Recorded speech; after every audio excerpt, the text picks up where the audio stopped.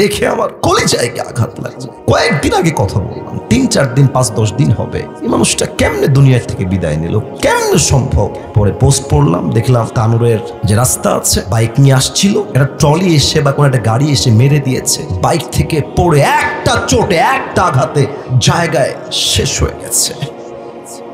আমার একজন ভাই ছিলেন যিনি ইউএস বাংলাতে জব করতেন, তার নাম হচ্ছে জাহিদ আলম। কল দিয়ে বললাম যে ভাইয়া প্রোগ্রাম আছে আমার, আমি জাস্ট ঢাকায় যাব, আবার ব্যাক করবো এবং আমার প্রোগ্রামটা ধরতে হবে, রাজশাহীতে আমার প্রোগ্রাম আছে। বললো যে ঠিক আছে স্যার, আপনি বলেন কি করতে পারেন। বললাম আপনি ফ্লাইটে টিকিট কাটেন, সকালে একটা, বিকালবেলা একটা। টিকিট কেটে দিলেন, নিজে টাকা দিয়ে কাটলেন। পরে টাকা ব্যাক দিব, কথা বললাম কয়েক মিনিট, ভাই টাকা ব্যাক দিব, কেমন আছেন, কি অবস্থা। তারা যুবক মানুষ, একদম যুবক।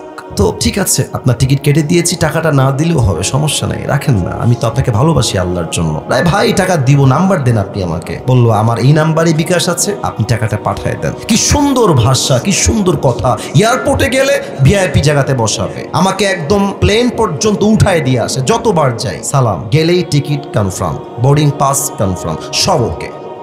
ফেসবুকে জাস্ট ঢুকেছি, নর্মালি ফেসবুকে জাস্ট ঢুকেছি, দেখছি জাহিদ ভাইয়ের ছবি দেওয়া, আর উপরে লেখা আছে ইন্না লিল্লাহি ওয়া ইন্না ইলাইহি রাজিউন।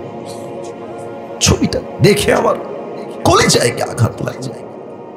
কয়েকদিন আগে কথা বললাম, 3-4 দিন 5-10 দিন হবে।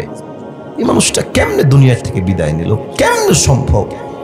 পরে পোস্ট পড়লাম, দেখলাম তানুরের যে রাস্তা আছে, বাইক নিয়ে আসছিল, একটা ট্রলি এসে বা কোনো একটা গাড়ি এসে মেরে দিয়েছে। বাইক থেকে পড়ে একটা চোটে, একটা আঘাতে জায়গায় শেষ হয়ে গেছে। এটাই দুনিয়া, একটা মুহূর্তের কোনো গ্যারান্টি নাই। আমি দোয়া করি আল্লাহ তাআলা আমার জাহিদ ভাইকে জান্নাতুল ফেরদাউসের উচ্চ মাকাম নসিব করে দিক। পরে সবাই আমিন। অতএব মাথায় রাখবেন, লাশ যখন দুনিয়ায় পড়ে থাকবে, আপনার নামে মসজিদের মাইকে এলান হয়ে যাবে।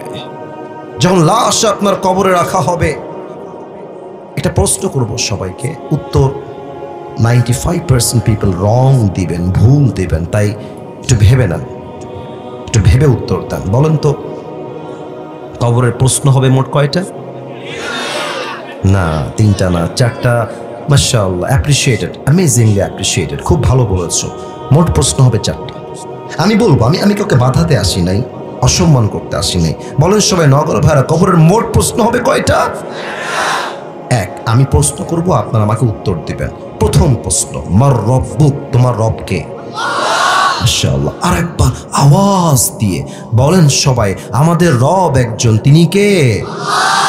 আল্লাহ আমার রব, এই রবই আমার সব, দমে দমে তনু মনে তারি অনুভব। তোমার দুনিয়াতে আমি যেদিকে তাকাই, অথই নিয়ামতে ডুবে আছি সবাই।